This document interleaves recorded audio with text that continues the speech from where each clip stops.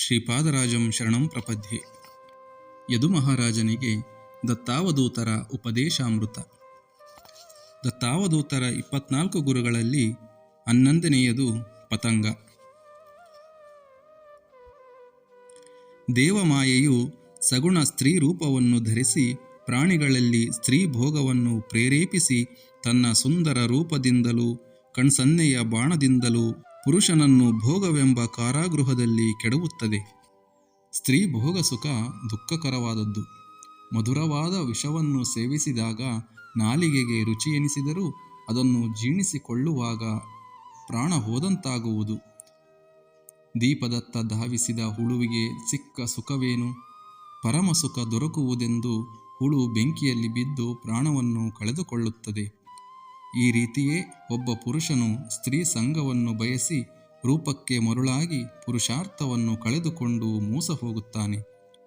ಇದನ್ನು ನೋಡಿದ ಮಿಕ್ಕವರು ಅದೇ ವಿಧವಾಗಿ ವಿವೇಕವಿಲ್ಲದೆ ವರ್ತಿಸಿ ತಮ್ಮ ಪುರುಷಾರ್ಥವನ್ನು ವ್ಯರ್ಥ ಮಾಡಿಕೊಂಡು ತಮಸ್ಸೆಂಬ ನರಕದಲ್ಲಿ ಬೀಳುತ್ತಾರೆ.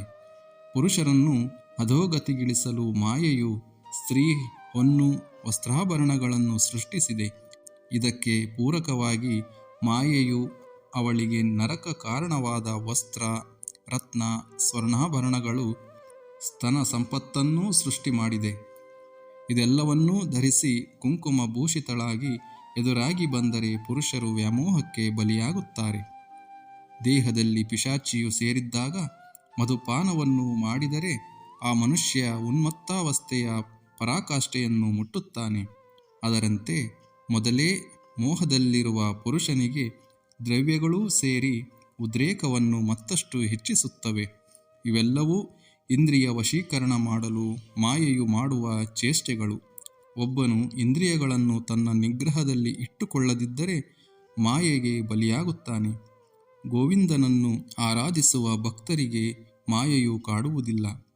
ಅವರನ್ನು ಭಗವಂತನೇ ಕಾಪಾಡುತ್ತಾನೆ. ಹರಿಭಕ್ತರಲ್ಲದವರನ್ನು ಮಾಯೆಯು ತನ್ನ ವಶದಲ್ಲಿಟ್ಟುಕೊಳ್ಳುತ್ತದೆ. ಜೈ ಗುರುದೇವ ದತ್ತ.